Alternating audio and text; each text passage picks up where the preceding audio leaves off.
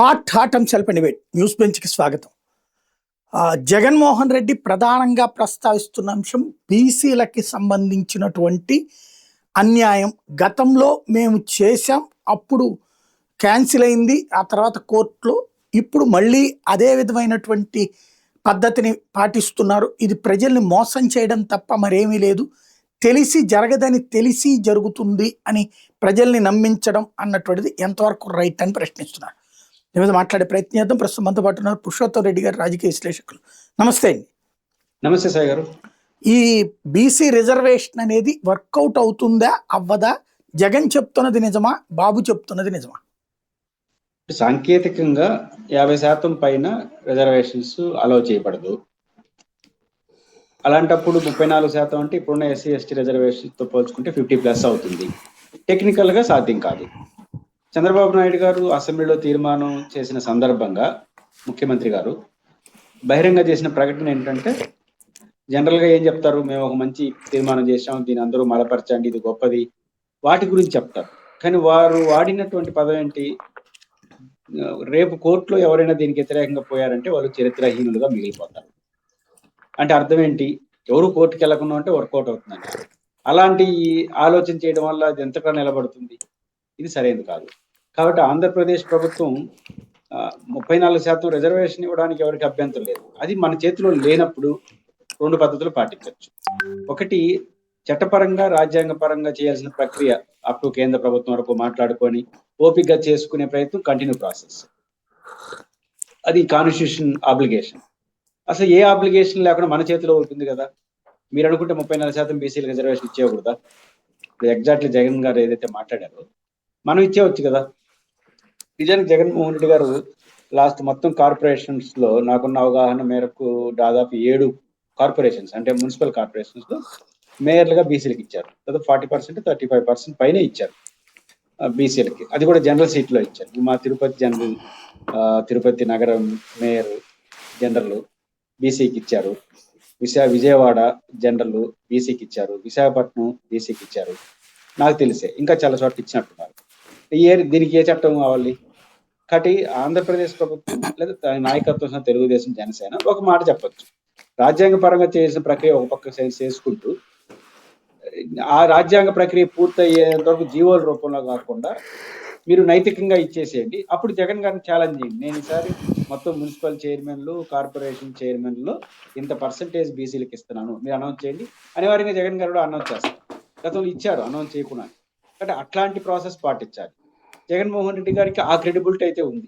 మనం ఎవరు ఊహించిన రీతిలో, నేను ఇంతకుముందు ప్రస్తావించినట్టు తిరుపతి కావచ్చు, విజయవాడ కావచ్చు, విశాఖపట్నం, ఈ 3 చోట్ల బీసీలకు ఇచ్చారు. అది ఉమెన్కి ఇచ్చారు, ఉమెన్ రిజర్వేషన్స్ కింద.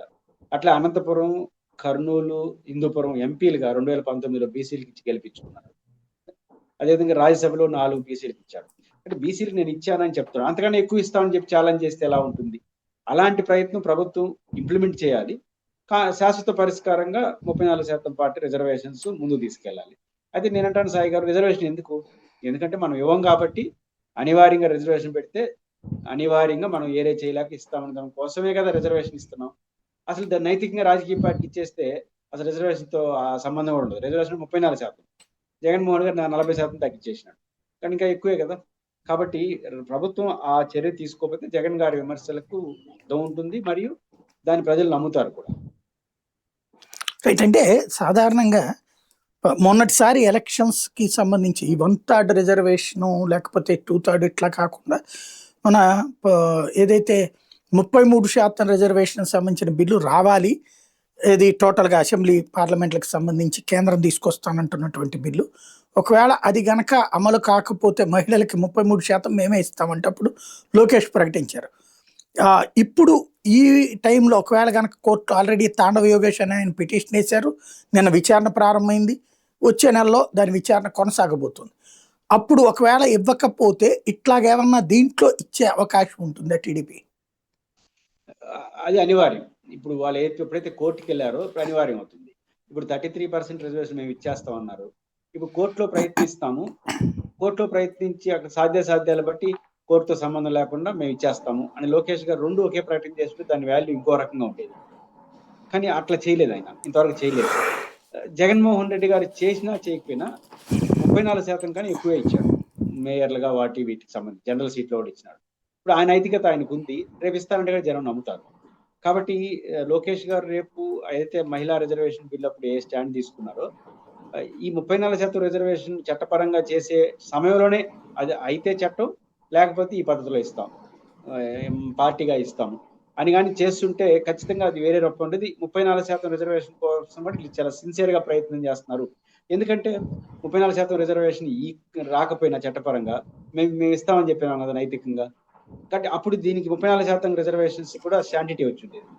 అలా కాకపోవడం ఏమవుతుంది, మీకు ఇచ్చే ఉద్దేశం లేదు కాబట్టి టెక్నికల్ గా ఇట్లాంటి సాంకేతిక సమస్యలు దృష్టిలో పెట్టుకొని చెప్పేసి రేపు ఇవ్వకుండా ఆపేస్తారు, ప్రతిపక్షాల మీద నెపం నెడతారు అనే విమర్శ జగన్మోహన్ రెడ్డి గారు చేయడానికి వాళ్ళు స్కోప్ ఇచ్చారు. రైట్. ఇప్పుడు జగన్ చెప్తున్న లెక్క అయితే 40% మంత్రి పదవులు ఇచ్చాము, 11 మంది బీసీలకు మంత్రి పదవులు ఇచ్చాం, 2 డిప్యూటీ సీఎం పదవులు ఇచ్చాం, 11 రాజ్యసభ సీట్లో 4 బీసీలకే ఇచ్చాము, 13 మేయర్ స్థానాల్లో బీసీలకు 9 ఇచ్చాం, 636 ఎంపీపీల్లో బీసీలకు 239 ఇచ్చాం, 84 మున్సిపల్ చైర్మన్లో 44 బీసీలకు ఇచ్చాం, 196 ఏఎంసీ చైర్మన్లో 76 బీసీలకు ఇచ్చాం, 137 కార్పొరేషన్ చైర్మన్ పదవుల్లో 53 బీసీలకు ఇచ్చాము, బీసీలకి కోసం 56 కార్పొరేషన్లు ఏర్పాటు చేశామన్నటువంటి లెక్క చెప్తున్నారు. ఇప్పుడు ఒకవేళ కనుక వీళ్ళు ఇవ్వకపోతే లేదా వీళ్ళు ఆ ప్రస్తావన చేయకపోతే, క్రిందటిసారి ఏదైతే మీరే అన్నట్టుగా విజయవాడ, వైజాగ్, తిరుపతి లాంటి ఇంపార్టెంట్ కార్పొరేషన్స్లోనే అధికారంలో ఉన్నప్పుడే జగన్ ఇచ్చినప్పుడు, ఇప్పుడు వీళ్ళు ఇవ్వకపోతే అంటే ఇది రిజర్వేషన్ ఇవ్వకపోతే జగన్ అట్లాంటి ప్రకటన ఏమన్నా చేసే అవకాశం ఉందా, తను ఇచ్చే అవకాశం ఉంటుంది అనుకోవచ్చు? ప్రకటన చేస్తారో లేదో తెలియదు కానీ ఖచ్చితంగా ఇస్తాడు.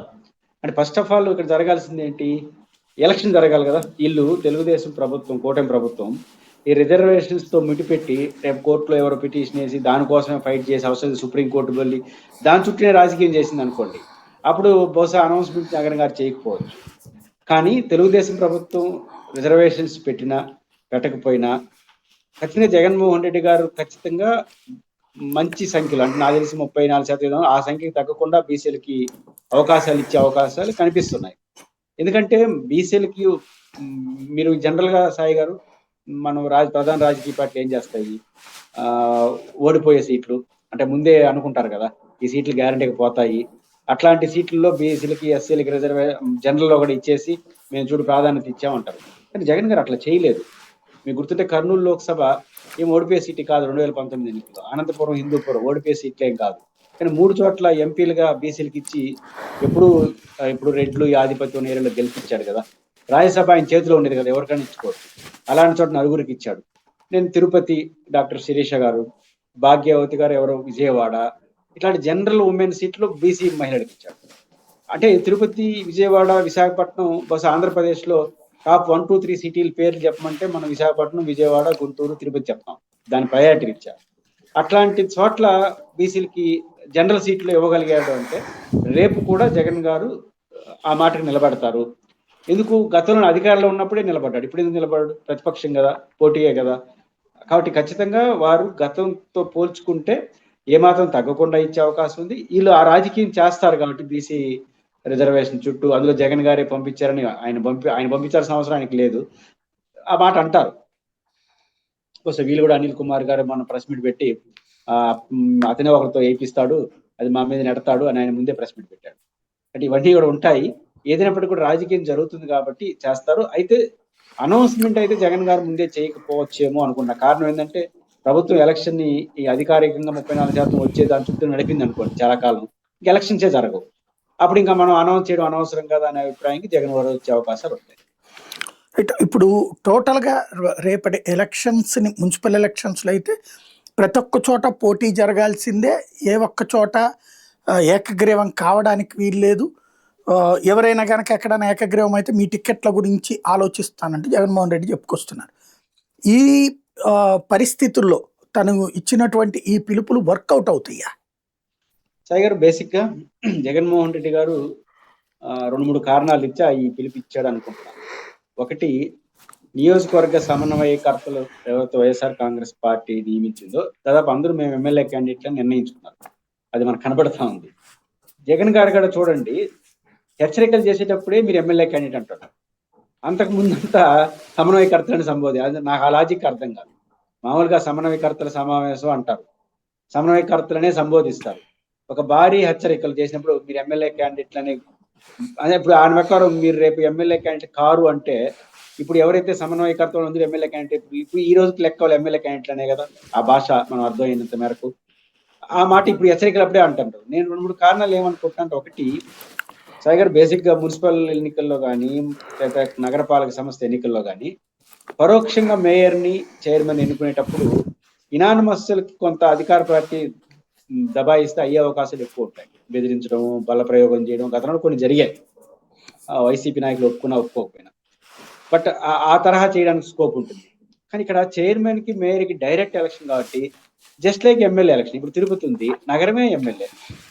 రేపు ఎమ్మెల్యే అంటే నగరమే ఎమ్మెల్యే. ఒక తిరుమల అనేది ఒక 7,000 ఓట్లు 10,000 లోపు ఉన్నాయి తప్ప, అదర్ దెన్ మొత్తం తిరుపతి అంతా నగరం, ఆ నగరమే ఎమ్మెల్యే నియోజకవర్గం.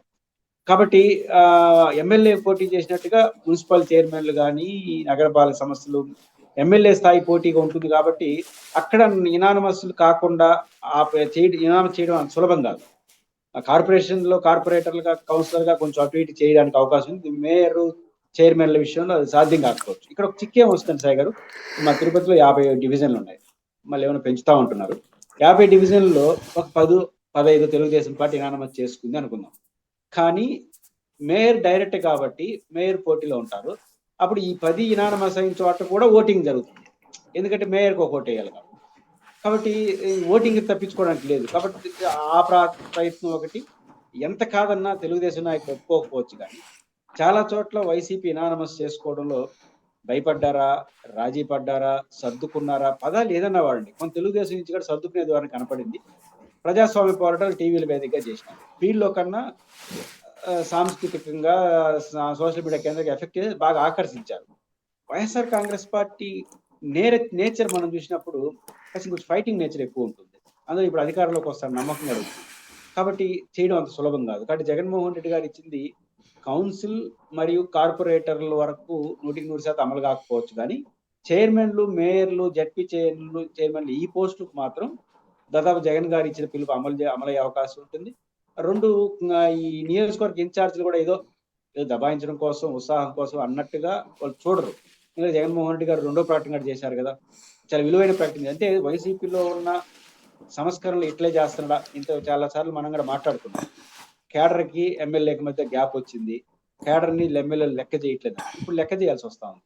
రీజన్ ఏంటంటే సాయి గారు, నామినేషన్ వేసేటప్పుడు ఇట్లాంటి అధికారంలో ఉన్నప్పుడు వీళ్ళు బుద్ధి పుట్టినోడికి ఇచ్చేసి ఇనామస్ చేసి పడేసినారు. అప్పుడేం కెపాసిటీతో పని లేదు. ఇప్పుడు అనివార్యంగా కెపాసిటీతో కావాలి, ఎందుకంటే ప్రతిపక్షం నామినేషన్ వేయాలి, నిలబడాలి. సో అప్పుడు గట్టి క్యాండిడేట్, ఒరిజినల్ క్యాడర్ నిలబడాలి. అప్పుడు ఖచ్చితంగా సమన్వయకర్త ఆయన దగ్గరకు పోవాల్సిందేగా. పోతే 5 ఏళ్ళు ఏం ఘనకార్యాలు వీళ్ళు చేశారో వాళ్ళు చెప్తారు. కాబట్టి అనివార్యంగా కేడర్తో ఎమ్మెల్యే క్యాండిడేట్ గా అనుకుంటున్నటువంటి వాళ్ళకి గ్యాప్ని పూరించడం, గ్యాప్ని లేకుండా చేయడం ఒక ఉద్దేశం కావచ్చు. దీంట్లో మారకపోతే అసలు తీసేద్దాం అనే ధోరణి కూడా ఆయనలో కనపడుతుంది. ఇంకొక విలువైన పాయింట్ ఆయన చెప్పింది, మీరు ఎంపిక చేసే చైర్మన్, ఎమ్మెల్యే, మేయర్ క్యాండిడేట్లు అనేవాళ్ళు విలువైన వాళ్ళు ఉండాలి, అందరికి ఆమోదం, మీ బుద్ధి పుట్టినోడిని పెట్టకూడదు అని చెప్పడం ద్వారా గతంలో లాగా పెడితే ఒప్పుకోనని చెప్పడం. కాబట్టి ఇది వైసీపీ నాయకులకు పరీక్ష, ప్రభుత్వానికి కూడా ఇది ఒక రకమైనటువంటి ఇబ్బందికర వాతావరణం. అయితే వాళ్ళు ఇనానమస్ గా అన్ని చేసుకోవాలని అనుకోనుంటే అడ్డుకునే అవకాశం అయితే మేయర్, చైర్మన్ విషయంలో ఉంటుందని అనుకుంటున్నాను. మీరు ఇందాక చెప్పినట్టుగా తిరుపతి అంటే ఒక ఎమ్మెల్యే పరిదే ఇప్పుడు ఒక మున్సిపల్ చైర్మన్ అవుతారు, కార్పొరేషన్ మేయర్ అవుతారు. బట్ విజయవాడ లాంటి చోట్ల చూడు 3 ఎమ్మెల్యేల కెపాసిటీ, 3 ఎమ్మెల్యేల నగరం, ఇప్పుడు ఒక మేయర్ని ఎన్నుకోవాలి. అట్లాగే గుంటూరు 2 ఎమ్మెల్యేల అని కలిపితే 1, వైజాగ్ దాదాపుగా అదే రేంజ్లో ఉంది. అంటే అక్కడైతే ఇంకా 4 అనుకుంటా, 5 అవుతుంది. అంటే ఒక చిన్న స్థాయి మంత్రి స్థాయి అనమాట. ఎమ్మెల్యే దానికే ఇవాళ ఒక 50 కోట్ల రూపాయల ఖర్చులు పెడుతున్నటువంటి రోజుల్లో ఇక మేయర్ దానికి ఖర్చు భారీ ఎత్తునే అవుతుంది, మున్సిపల్ చైర్మన్ అయిన ఖర్చు భారీ ఎత్తునే అవుతుంది. అంతంత ఖర్చు పెట్టి ఇవాళ వైసీపీ తరఫున పోటీ చేసేవాళ్ళు దొరుకుతారా? ఒకటి, ఖర్చు పెట్టే విషయంలో కొంచెం మేనమేషాలు ఉండొచ్చు. మీరు అన్నట్టు భారీ ఖర్చు పెట్టడానికి అధికారం లేదు, గెలుస్తామా వాడుతూ జగన్ గారి పిలుపులో అంతా గెలవాలి, మెజారిటీ సీట్లు గెలవాలి, ఈ చర్చ కన్నా యునానిమస్ కాకూడదు, అన్నిట్లో ఎలక్షన్ జరగాలి అనేది ఎక్కువ మాట్లాడుతున్నాడు. కాబట్టి గెలవడానికి కొన్ని పరిమితులు వైసీపీకి ఉంటాయి. ఎందుకంటే అధికార పార్టీకి లోకల్ బాడీ ఎప్పుడు కూడా అడ్వాంటేజ్ సిచ్యువేషన్ ఉంటుంది అనేది అందరికీ తెలిసిన విషయం. కానీ డబ్బులు పెట్టిన పోటీ ఫైటింగ్ మాత్రం గట్టిగా ఉంటుంది. డబ్బులు మీకు అన్నట్టు ఎమ్మెల్యే క్యాండిడేట్ ఇది ఎక్కువ అయ్యే అవకాశం కూడా ఉంది.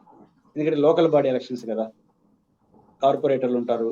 ఇప్పుడు మేయర్గా పోటీ చేసే వాళ్ళు 50 డివిజన్ల కార్పొరేటర్లు మేనేజ్ చేయాలి కదా, వాళ్ళకి కావాల్సిన ఏర్పాట్లు ఎంతో కొంత చేయాలి కదా. కాబట్టి ఇవన్నీ ఉంటాయి. ఇప్పుడు లోకల్ బాడీ ఎన్నికల్లో ఎంపీ ఎమ్మెల్యే లాగా జగన్ గారిని చూసి, చంద్రబాబు గారిని చూసి, పవన్ కళ్యాణ్ గారు మాత్రం వాళ్ళు కూడా ముఖ్యం. లోకల్ క్యాండిడేట్ కూడా చాలా ఇంపార్టెంట్. అందుకే జగన్మోహన్ రెడ్డి గారు ఎంపీ చేసేటప్పుడు అభ్యర్థుల విషయంలో జాగ్రత్త తీసుకోవాలని చెప్పింది. అందుకని ఇబ్బంది ఉంటుంది, డబ్బు ఎక్కువ ఖర్చు అవుతుంది. వైఎస్ఆర్ కాంగ్రెస్ పార్టీ నుంచి ఆ రేంజ్ పెట్టేదానికి వాళ్ళకి వనరులు తక్కువ ఉండొచ్చు, బట్ ఫైటింగ్ ఇచ్చే దాంట్లో మాత్రం ఆ కొరత లేకుండా ఇచ్చే అవకాశాలే ఎక్కువ ఉంటాయి. ఎందుకంటే నమ్మకం పెరిగింది, జగన్ గారి హెచ్చరికలు పనిచేస్తున్నాయి. నియోజకవర్గ ఇన్ఛార్జీలు కూడా పొరపాటున మనం కాదంటే, ఇప్పుడు మొన్న ఎప్పుడో ఎవరో అన్నారు, వైఎస్ఆర్ కాంగ్రెస్ పార్టీ ఒక ముఖ్యమైన నాయకులు, ప్రతి చోట గెలవాలి, ప్రతి చోట నిలబడాల్సిందే మనం.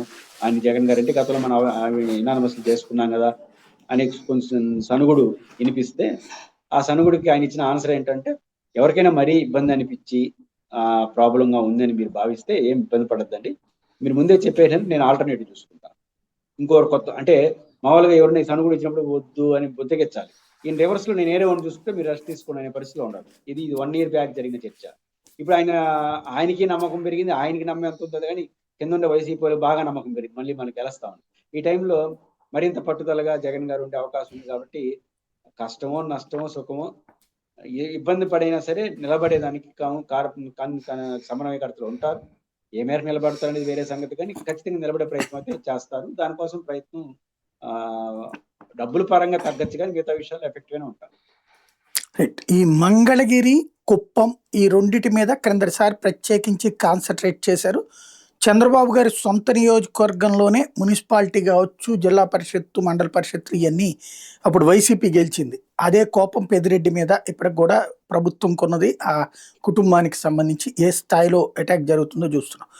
ఇప్పుడు ఆదినారాయణ రెడ్డి తాజాగా ఓ ప్రకటన చేశారు, పులివెందులలో కూడా జగన్ వల్ల కాదు, చేసి చూపెడతామని. కడప నగరం మేయర్ కావచ్చు, పులివెందులు కావచ్చు, జగన్ వల్ల కాదు, ఈ దఫా అయిపోయింది, ఇక వైఎస్ఆర్ కాంగ్రెస్ పార్టీ పని అనేది చూపెట్టబోతున్నాం అంటున్నారు.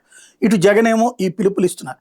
కనీసం తన సొంత మన జెడ్పీటీసీనే గెలిపించుకోలేపారు తన నియోజకవర్గంలోనే. ఏం జరిగితే అవకాశం ఉంటుంది? సరే, కుప్పం, మంగళగిరి గతం, ఇప్పుడు పుంగునూరు, పులివెందుల చర్చకు వస్తాయి. అయితే మీకు రాష్ట్ర వ్యాప్తంగా కుప్పం ఎన్నికలు జరిగినాయి, కానీ తెలుగుదేశం ఎక్కడో కొంత రాజీ పడిందన్న కానీ ఫైటింగ్ ఆ రేంజ్లో ఇవ్వడానికి అంత తటపటానికి ద్వారా మనకు కనపడింది. కానీ పులివెందుల ఎలాంటిది? కుప్పం కానీ మంగళగిరి రాష్ట్ర వ్యాప్తంగా జరిగినటువంటి ఎన్నికలు. పైపెచ్చు కుప్పంలో ఎక్కువ చోట్ల ఎలక్షన్ జరిగింది. ఇప్పుడు కుప్పం మండలం ఉంది కదా, ఆ ఎంపీపీ అశ్విని అని చిన్న అమ్మాయి, 25 ఏళ్ళప్పుడే అమ్మాయి ఎంపీపీ గెలిచింది. ఇది మెజారిటీ ఎంపీటీసీలు గెలిపించుకొని మళ్ళీ ఎనానమస్ అయ్యి కాదు నిలబడింది. ఇప్పుడు 2 ఏళ్ళు కూడా అమ్మాయి గట్టిగా నిలబడతా ఉంది. అశ్విని యాక్టివ్గా ఉంటుంది. అంటే అన్ని చోట్ల జరిగిన ఎన్నికలు, కానీ పులివెందుల జెడ్పీటీసీ సింగిల్ గా జరిగింది. కాబట్టి రాష్ట్రంలో ఉన్నటువంటి అధికార యంత్రాలు అక్కడ కూర్చునింది. కానీ ఈసారి రాష్ట్రం అంతా జరుగుతుంది. ఎవరు మున్సిపాలిటీ వాళ్ళ సమస్య. అందులో ఇప్పుడు ప్రతి నియోజకవర్గానికి మెజారిటీ నియోజకవర్గాలకి మున్సిపాలిటీ వచ్చేసినాయి. అంతకుముందు చాలా పరిమితంగా ఉన్నాయి, ఇతరులు కొంచెం సర్దుకుంటా ఉన్నారు. ఈసారి అది కుదరదు. కాబట్టి ఆదినారాయణ రెడ్డి గారు ప్రయత్నం చేయొచ్చు. పులివెందుల జెడ్పీటీసీని గెలుచుకున్న రోజులు కావు, అలాంటి ఎలక్షన్ ఇవి జరగవు. కాబట్టి పులివెందుల జెడ్పీటీసీ గెలుచుకున్నది సులభంగా పులివెందుల మున్సిపాలిటీని తదుపరి జరగబోయే మున్సిపల్ జెడ్పీటీసీని రాష్ట్రం ఎంత జరుగుతుందా అప్పుడు పులివెందుల జెడ్పీటీసీని గెలుచుకోవడం అంత సులభం కాదు.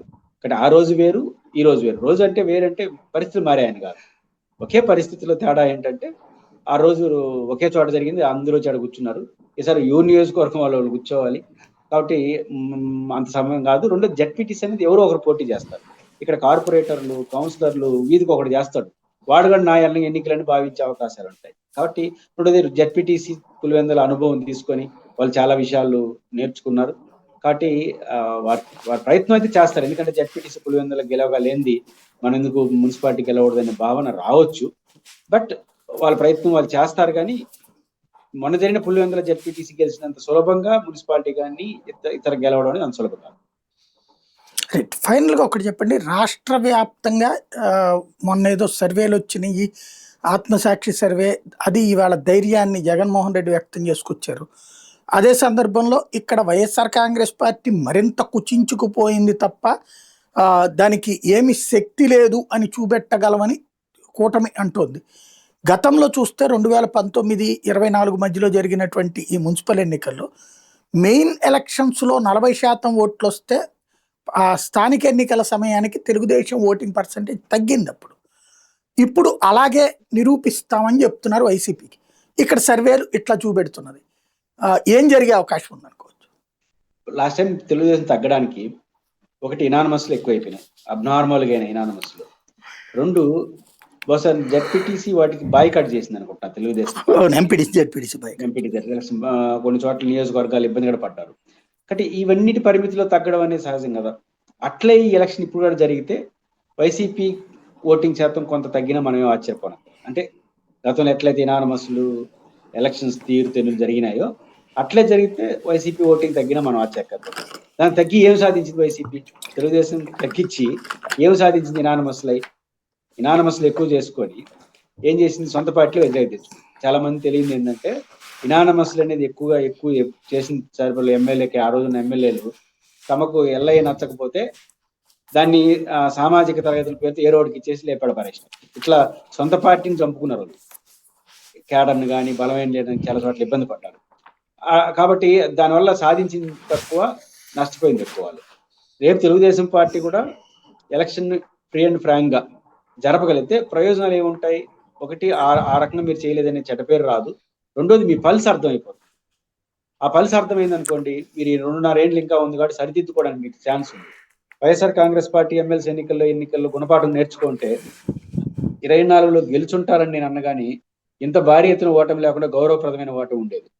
నిజంగా దాని నుంచి గుణపాఠం నేర్చుకుంటే, మీరు కూడా గుణపాఠం నేర్చుకోవాలంటే ఎలక్షన్ జరగాలి.